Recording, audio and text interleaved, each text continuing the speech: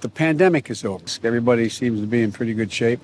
Apparently, here, everybody doesn't include Native Americans.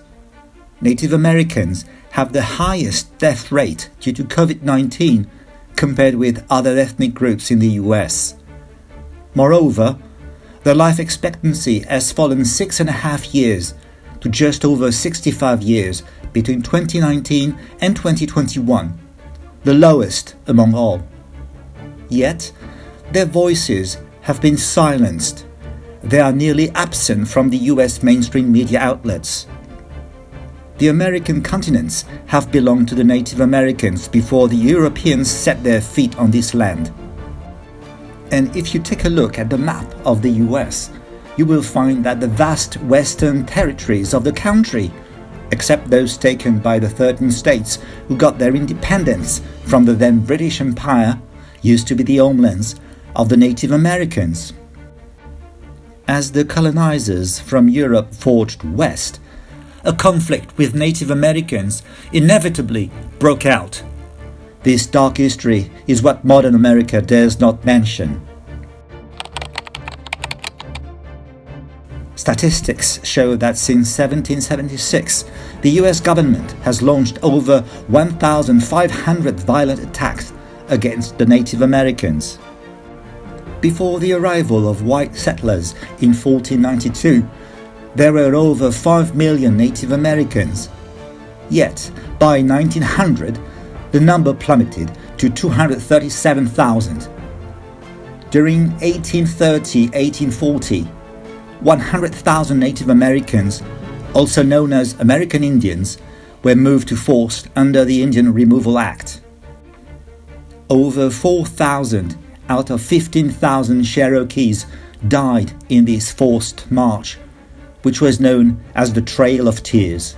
We're talking about Iroquois, we're talking about Mohawks, we're talking about Pequots, we're talking about Sioux, we're talking about Seminoles, we're talking about Crees and Cherokees, etc. They all have a name. And they had a very well organized society.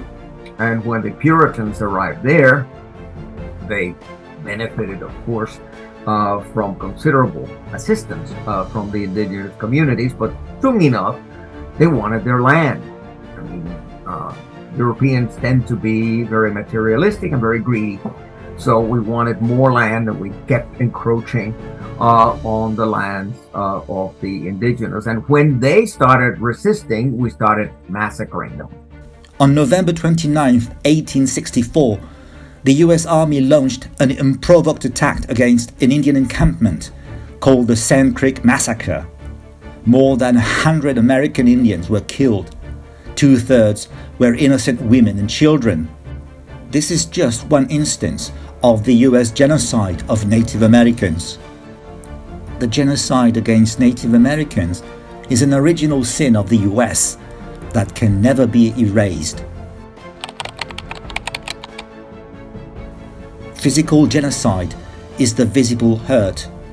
The invisible wounds, such as spiritual and cultural genocide and deprivation of rights, are all horrible.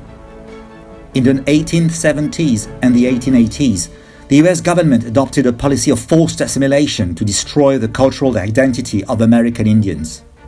We owe the indigenous not only reparation in the trillions and trillions and trillions of dollars for the genocide, for having wiped them out, but we've actually looted their natural resources.